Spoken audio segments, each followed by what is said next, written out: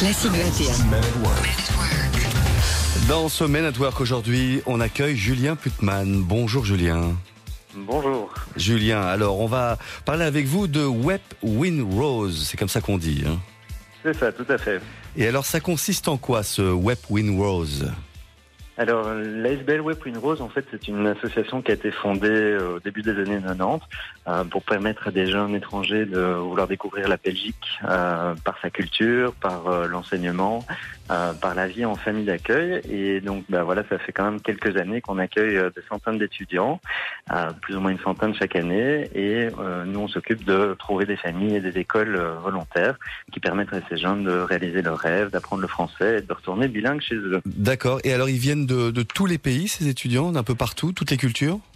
Alors, ils viennent vraiment de partout. On a même des étudiants domestiques, comme on pourrait dire, c'est-à-dire des néerlandophones qui veulent venir en Wallonie et inversement.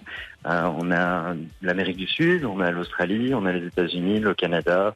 On a vraiment un peu de tous les pays. D'accord. Et alors, justement, donc c'est bien que vous soyez dans le Men at Work d'aujourd'hui. Pour ceux qui écoutent, les familles qui pourraient être des familles d'accueil pour des étudiants, comment ça se passe ? Comment on fait ? On se dit, tiens, je veux un étudiant. Est-ce qu'on peut dire, je veux un étudiant, par exemple, canadien ou sénégalais ou asiatique ? Est-ce que c'est comme ça que ça se passe ou non ? Alors, en fait, les familles vont d'abord nous montrer leur intérêt envers l'accueil. Donc, oui. Ils peuvent découvrir notre site internet et vérifier un petit peu si c'est un programme qui leur correspond.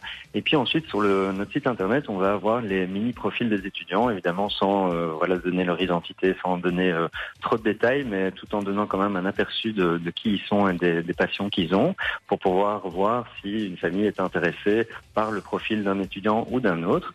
Et ensuite, une fois qu'ils sont découverts en fait l'intérêt pour l'accueil, on va les mettre en contact avec un coordinateur local qui vit dans leur région, souvent à proximité.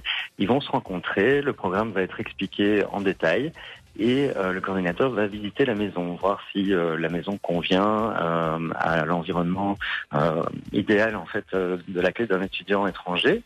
Et ensuite, on va demander quelques petites procédures administratives très légères, mais entre autres d'aller chercher un extrait de casier judiciaire vierge. Et ensuite, à ce moment-là, on peut confirmer ce qu'on appelle un placement. Le placement, c'est ce qui va permettre à l'étudiant à l'autre bout du monde de savoir où il va en Belgique, parce qu'il n'en a aucune idée jusqu'au moment où on a trouvé sa famille. D'accord. Et alors, c'est pour combien de temps, en fait, ce placement dans une famille ? Alors, on a plusieurs durées, on va dire un trimestre c'est le minimum, et puis ensuite on a les semestres et les années scolaires, donc ils viennent vraiment dans le cadre scolaire, donc on se colle à l'année scolaire en Belgique. Maintenant, une famille qui décide d'accueillir, mais qui par exemple n'aurait pas toute la possibilité d'accueillir pendant une année complète, les étudiants sont au courant qu'ils peuvent changer éventuellement de famille en plein milieu, et c'est quelque chose évidemment qui, ils le savent depuis le début, et à la limite c'est une bonne expérience. Parce qu'ils ça permet de pouvoir découvrir deux types de familles, deux types de vie ici en Belgique. Oui. Et puis, alors l'idéal, c'est que la famille parle pas forcément la langue de l'étudiant en question pour forcer l'étudiant à parler français.